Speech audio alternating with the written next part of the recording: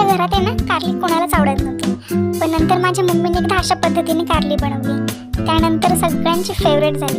सर्वात पहिल्यांदा काय करायचं माहिती आहे का, कारली स्वच्छ पाण्याने धुवून घ्यायची, त्यानंतर त्यांचे बारीक पातळ असे काप करून घ्यायचे, पातळ चिरायची कारली. त्यानंतर कारल्याचं जे मधलं बी आहे ते काढून घ्यायचं, पूर्णपणे काढून घ्यायचं ना, तर कारली कडू लागतं. मग ते बी काढल्याच्या नंतर यामध्ये सर्व कारल्यांमध्ये मीठ घालायचं थोडंफार आणि झाकून ठेवायचं, अर्धा पाऊण तास झाकून ठेवायचं.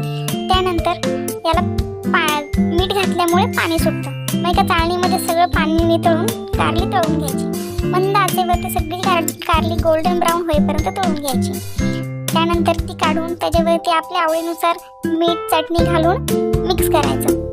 आणि तुम्ही पाहू शकता इथे किती छान कारली रेडी झाली आहेत. एकदम खुसखुशीत बनतात आणि जेवणासोबत तोंडी लावायला ही कारली खूप छान लागतात.